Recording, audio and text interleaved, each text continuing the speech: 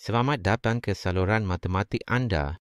Di sini anda belajar matematik dengan menyelesaikan latihan secara praktikal dan terus terang. Jangan lupa langgan saluran ini, tekan butang suka dan komen apa yang anda ingin lihat dalam video akan datang. Sekarang, mari kita selesaikan latihan ini. Pertama, saya akan selesaikan menggunakan sifat distributif. Untuk sesiapa yang masih belum nampak sifat distributif, saya akan beri satu contoh.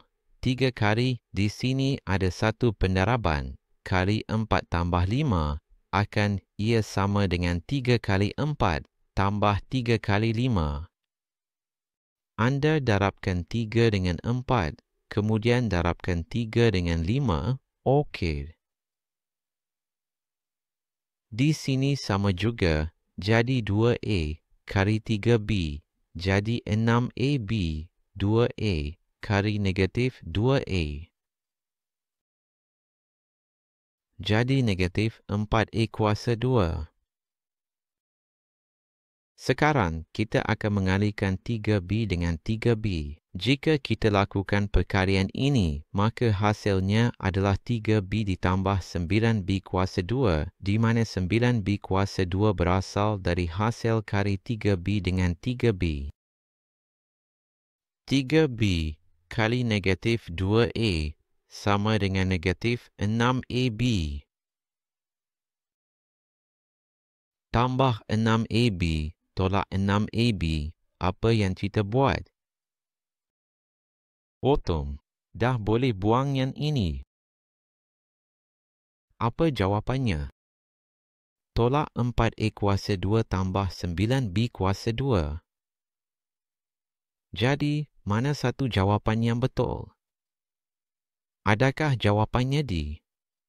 Bukan, ia adalah huruf dengar betul-betul. Ia adalah huruf C sebab negatif 4A kuasa 2 tambah 9B kuasa 2.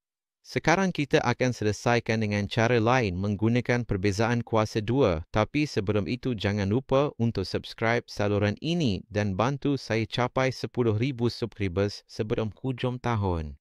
Jom kita mula.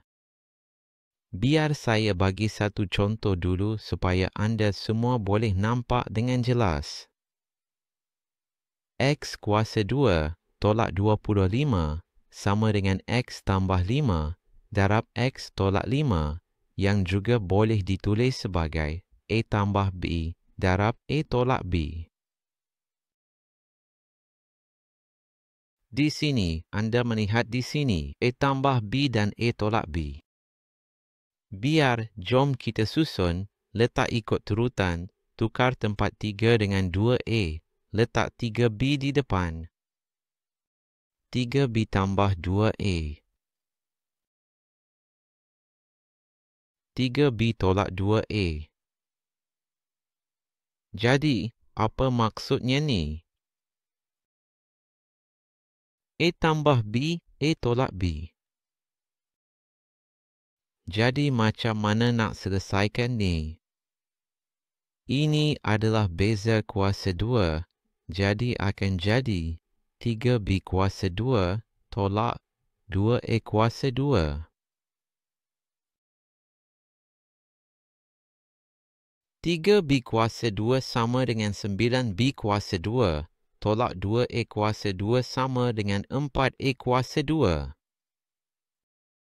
Jadi, jawapan yang betul di sini, melalui beza kuasa 2 juga, kita dapat jawapan yang sama. 9B tolak 4A kuasa 2. 9B kuasa 2 tolak 4A kuasa 2. Tinggalkan di komen penyelesaian yang anda suka dan jangan lupa langgan saluran ini. Jumpa di video seterusnya.